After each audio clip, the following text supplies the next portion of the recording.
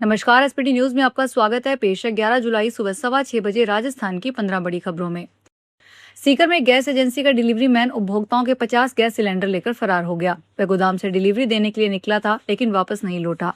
बाद में ड्राइवर की डिलीवरी गाड़ी सीकर के राधा कृष्णपुरा अंडरपास के पास एक गली में लवारिस हालत में खड़ी मिली, जिसमें से सभी सिलेंडर गायब थे। फिलहाल आरोपी ड्राइवर का मोबाइल फोन भी स्विच ऑफ आ रहा है और गोकुलपुरा थाना पुलिस मामले की जांच कर रही है। विक्रम गैस एजेंसी के गोदाम प्रभारी वीरेंद्र सिंह ने गोकुलपुरा पुलिस थाने में शिकायत दर्ज करवाते हुए बताया कि 5 जुलाई को डिलीवरी मैन विश्वेंद्र सिंह गोदाम से 50 घरेलू गैस सिलेंडरों की सप्लाई देने के लिए रवाना हुआ था। राजस्थान में साइबर अपराधियों के हौसले इतने बुलंद हैं कि अब वे मंत्रियों के नाम भी धोखाधड़ी करने से नहीं चूक रहे हैं। ताजा मामला राजस्थान के वन राज्य मंत्री संजय शर्मा का है, जिनके नाम पर सोशल मीडिया पर एक फर्जी प्रोफाइल एक्टिव की गई है।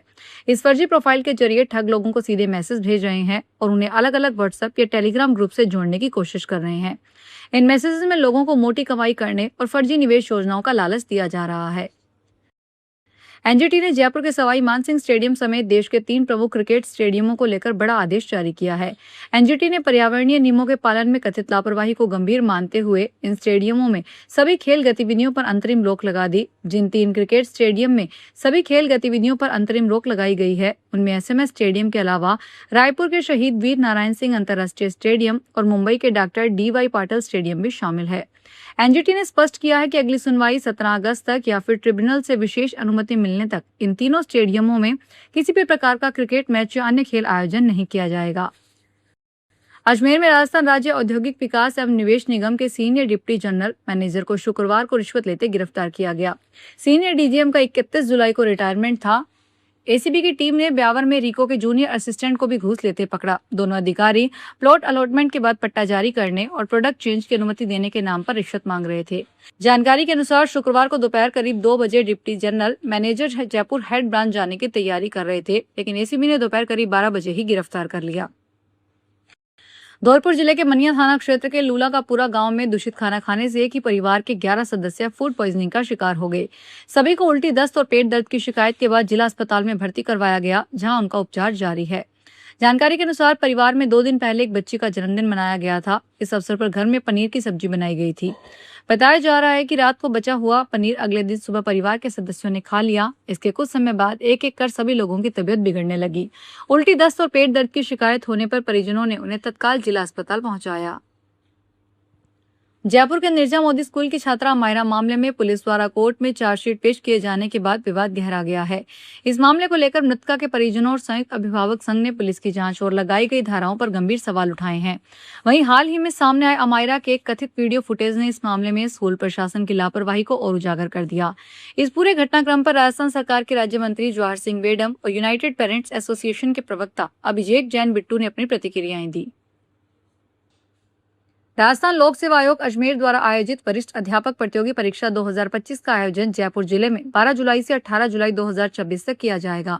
14 विषयों के लिए विभिन्न पारियों में होने वाली इस परीक्षा में जयपुर के 1200 से अधिक केंद्रों पर करीब 4,15,000 अभ्यर्थी शामिल होंगे। जिला प्रशासन ने परीक्षा के शांतिपूर्ण, निष्पक्ष और सुव्यवस्थित संचालन के लिए सभी तैयारियां पूरी कर ली है। जिला कलेक्टर एवं जिला मजिस्ट्रेट के निर्देशन में व्यापक कार्य योजना तैयार कर विभिन्न विभागों के अधिकारियों को जिम्मेदारियां सौंपी गई है।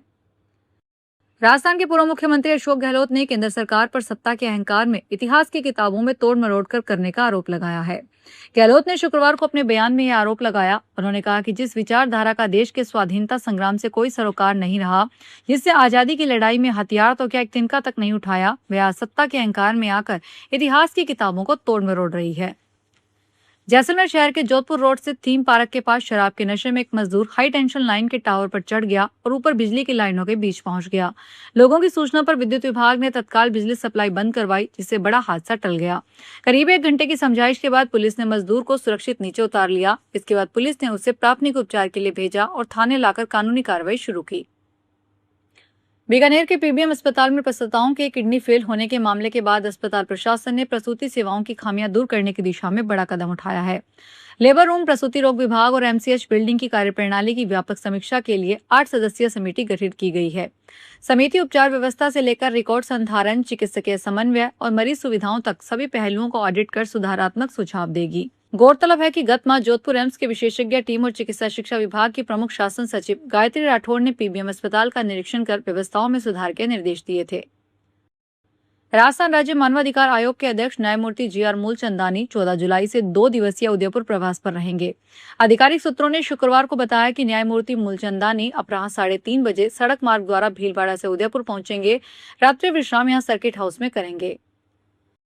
कांग्रेस ने कहा है कि उत्तराखंड में विधानसभा चुनाव होने हैं, लेकिन राज्य में लगातार सामने आ रहे पेपर लीक के मामले राज्य में चुनाव से भी बड़ा मुद्दा है और इसी के मद्देनजर लोकसभा में विपक्ष के नेता राहुल गांधी 17 जुलाई को देहरादून पहुंचकर छात्रों की आवाज बुलंद करेंगे।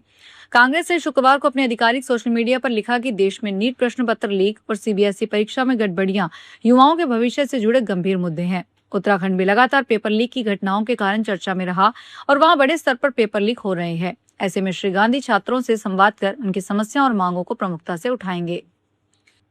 अजमेर के बांदर सिंदरी स्थित राजस्थान सेंट्रल यूनिवर्सिटी में रिसर्च और नवाचार के क्षेत्र में महत्वपूर्ण उपलब्धि हासिल की है। यूनिवर्सिटी ने nature index 2026 research leader ranking में देश के शीर्ष 100 संस्थानों में अपनी जगह बनाई। इसे भारत के सभी संस्थानों में 79वीं रैंक मिली, जबकि केवल शैक्षणिक संस्थानों की श्रेणी में 67वां स्थान प्राप्त हुआ। यूनिवर्सिटी ने पिछले वर्ष की तुलना में सुधार किया है। 2025 में 90वीं रैंक से छलांग लगाकर 2026 में 79वीं रैंक हासिल की है, जो इसकी प्रगति को दर्शाता है। सहकारिता क्षेत्र की राष्ट्रीय योजनाएं हो या फिर कोई नवाचार, प्रधानमंत्री नरेंद्र मोदी के सहकार से समृद्धि के संकल्प को साकार करने में राजस्थान अग्रणी भूमिका निभा रहा है और वह अन्न भंडारण क्षमता, ई-पैक्स के जरिए ऑनलाइन ट्रांजैक्शन, एम-पैक्स के गठन जैसी कई योजनाओं में प्रथम स्थान पर है। आधिकारिक सूत्रों के अनुसार गत 2.5 वर्षों में मुख्यमंत्री भजनलाल शर्मा के नेतृत्व में राजस्थान सहकारिता मॉडल को लागू करने में कई प्रदेशों को पीछे छोड़ने के साथ ही मुख्य कार्यों में प्रथम स्थान पर है। विश्व की सबसे बड़ी अन्न भंडारण योजना के तहत ऐतिहासिक उपलब्धि के साथ राजस्थान देश में पहले स्थान पर है। योजना के तहत वर्ष 2024-25 और 25-26 में प्रदेश में 200 गोदाम स्वीकृत हुए। इनमें से 120 गोदामों का निर्माण पूरा हो चुका है तथा शेष कार्य प्रगति पर है। वर्ष 2026-27 में 50 गोदामों का निर्माण प्रस्तावित है। इस योजना के तहत 3 साल में राजस्थान में भंडारण क्षमता में कुल 1,25,000 टन बढ़ोतरी होगी।